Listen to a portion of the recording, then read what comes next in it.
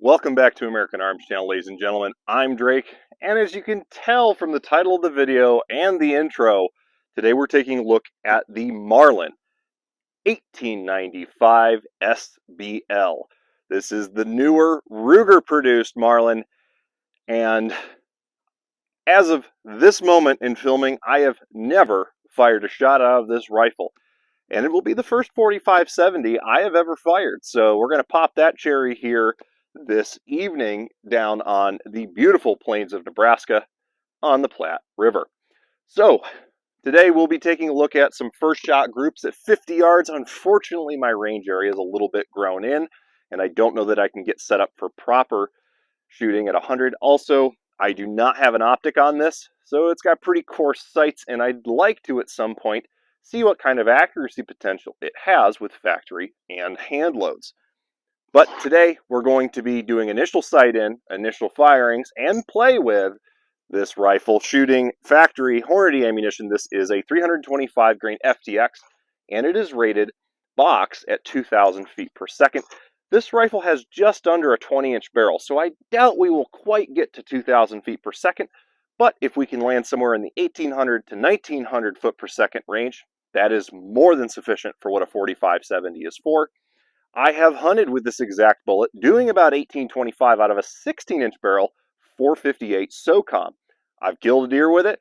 I know what it looks like on game, so it's actually a pretty effective whitetail bullet, and I imagine would work just the same on mule deer and relatively close range elk. Nonetheless, let's see what this rifle can do with this ammunition. But before we get into that, let's take a look at the rifle fresh out of the box and see what you're getting when you pick it up from your local gun dealer. So pretty plain Jane Marlin box. We see the red logo and text here. Just a run-of-the-mill cardboard box. We do have some nice padding to keep that rifle safe. We're going to open it up, and it will be in a plastic sleeve. Obviously, I've taken it out and been playing with it. There's not a whole lot to talk about here in taking this out of the box. You're going to have your user manual. There will be some extra paperwork on it. It'll probably have one of these tags on it from the shop as an advertising hanger. And you've got your rifle. You have a bore and action lock, which will never be used. That'll just be thrown out. But you do get the nicety of having a hammer spur included, so that if you put an optic on it that occludes your ability to touch the hammer with your thumb and cock and decock it, you can put that guy on without having to order anything. Other than that, plain Jane in the box. So let's take a look at this rifle's features.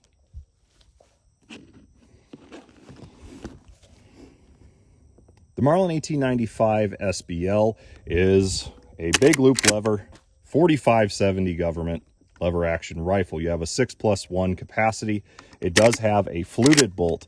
It has a beautiful set of ghost ring and tritium fiber optic front post sights, as well as ample Picatinny rail space to mount an optic to your heart's content, whether you want a red dot, a low power variable optic, a regular 3-9. If you wanted to put a night vision optic on this or a thermal, you could as well, depending upon what your use case is. It is extremely well fit and finished, and honestly, it is just gorgeous. And part of the appeal of this rifle is that fit and finish quality. Everything is smooth. This Marlin does have a little bit stiffer action than a Henry will, but it feels good. It's chunky in a good way. And I've been doing nothing over the last several days until I could get out here to the range, but play with this thing, and it's already starting to smooth up a bit. So I really believe that with time and use, this rifle will smooth out significantly and be a very instinctive operating rifle. Checkering is absolutely beautiful on the forend and the stock. The laminate is very, very well finished. We have a very nice Marlin branded butt pad here, squishy enough to definitely absorb some of that recoil out of stouter 4570 loads, but not so squishy that it's going to get torn up easily in the field. You've got the added benefit of standard having a threaded muzzle with a cap and O-ring to keep it in place should your desires be to suppress the rifle or put a muzzle brake on it. One negative I see in the rifle out of the box is that although it has a half-cock safety, Marlin, or Ruger I should say, has maintained the crossbolt hammer stop safety of the Remington era Marlins, and coming out of pretty much the 80s and 90s, this became a feature on Marlin rifles. It does not prevent you from pulling the trigger, but it does prevent the hammer from striking the firing pin. Having grown up with my father having an original micro groove barrel 336 in 30-30 Winchester, I find this kind of an atrocity on a lever gun. I have also owned at one point a 94 angle eject that had a tang safety. That was more instinctive to utilize, but in my opinion, is just one more step to forget about when needing to put the rifle into action. So I don't see it as being necessary, but I guess somebody maybe have a use for it. This is probably going to receive a Ranger Point Precision safety delete as well as a Ranger Point Precision muzzle brake. But other than that, the rifle really is ready to go out of the box. So let's quit gabbing. You've probably seen plenty of videos going over all of its features and quality. Let's get some shots on paper, make sure we're zeroed, and then have some fun with it tonight. Okay, so we're all set up to get a good chronograph reading and put a group at 50 yards to make sure that we are zeroed. Now, I can't guarantee that we're going to look at a really great group, because even at 50 yards, a 6-inch sticky target is about the size of the front sight blade, the center dot on it. So I'm going to do my very best to center it up. I'm going to start by lollipopping it just to see where we get a point of impact, and we'll load them one at a time. We'll get a decent rest, we'll confirm zero, maybe look at a group, and then we'll start to have some fun with this girl. Chambers just smooth. Put it on half cock, take that dumb little crossbolt safety off, and we'll see what kind of velocities we get out of this sub 20-inch 4570 barrel. First shot I've ever fired for this rifle, and first shot through a 4570. Let's take a look here. Wobbly table, let's see. Let's see.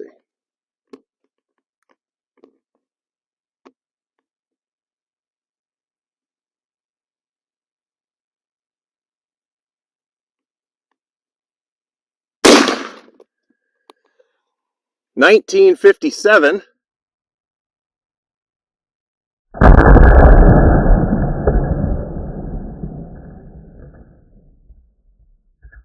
And the muzzle blast took the took the shades right off the chronograph. That was funny. Okay. Looks good. Brass is clean. I'm going to head down range, check out that impact, and see what adjustments I need to make. 1957. Okay, so she's pretty dang close. We'll see how that's going to average out.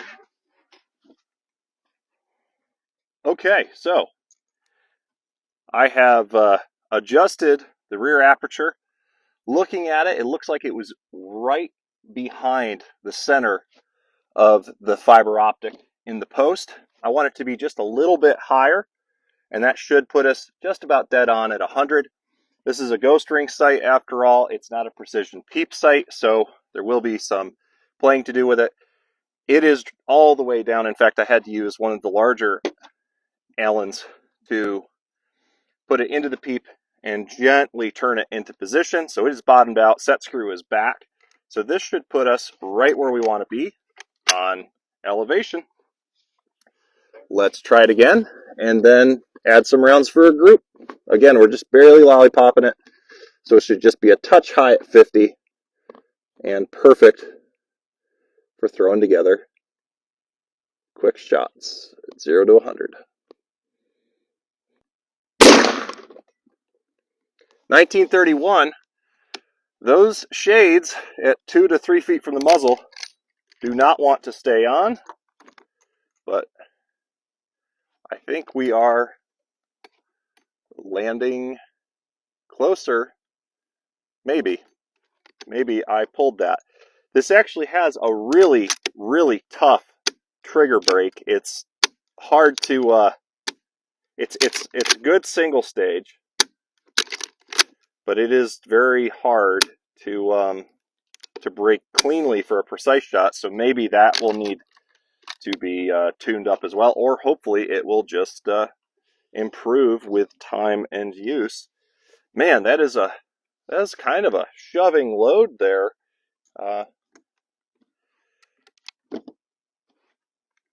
With no muzzle brake on it.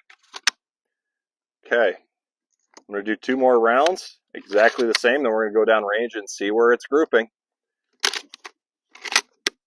Oh, there we go.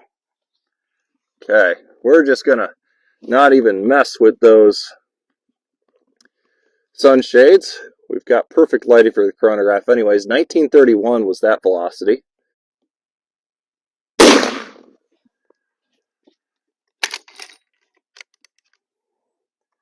Just catching the brass here, not ejecting it.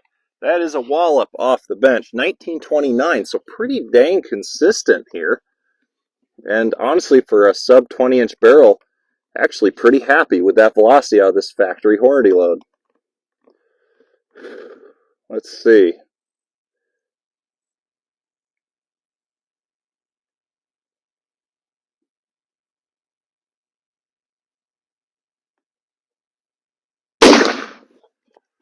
That wallops, 1952.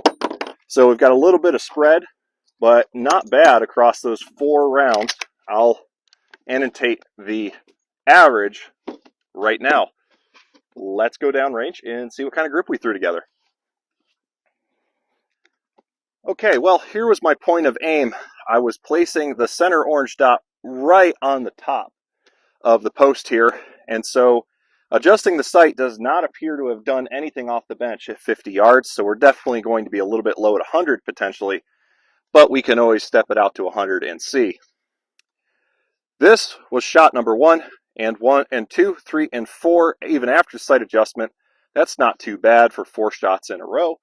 I think the rifle is most likely capable of some very good accuracy, but I do not like that trigger that much. It is hard. Great for hunting, shooting quick, but if you're going to take a very precise lined up shot, it feels like it wants to clean up. But not the best trigger out of the box I felt on a lever gun. But to be honest, my Henry 44 Magnum needed the trigger to be cleaned up before it really was a nice single action trigger. There's not really much creep. If you really pull it slow, you can feel a little tiny bit. And it's got the wiggly trigger syndrome, as most Marlins and lever guns will. But definitely completely usable. So I think as far as windage goes, it looks about perfect for me. But well, we could put different loads in it and see it impact differently. So we'll just have to get a red dot or a scope on this guy and see what kind of accuracy we can do. All right, that's enough. The gun's on enough for government work. So let's go put this 4570 government to work on some fun targets. Unfortunately, due to an equipment failure in the form of a lavalier mic not connecting to the receiver, I was unable to capture audio from this segment. But to summarize what I was presenting, I simply was enumerating that the load gate is incredibly smooth out of the box. Just playing with it, dry cycling a few times, and shooting a handful of rounds really showed how well put together this rifle is in that regard. The round is an incredibly potent one, even though it's been around for the better part of 150 plus years. Having fun in these steel plates and these paint cans was just a joy, and you can see they're just rocketing. Although its point blank range, that 325 grain FTX really can hammer at close to moderate ranges, and my experience has been fantastic with it in the 458 SOCOM. The rifle's smooth, you can do the fun fancy spin trick there, and let's see how high it can launch this AR-500 3/8 inch plate on top of this paint can. Fantastic amount of energy delivery there. That's only a 3/4 full paint can, and that plate goes a good 4.5, 5 feet into the air.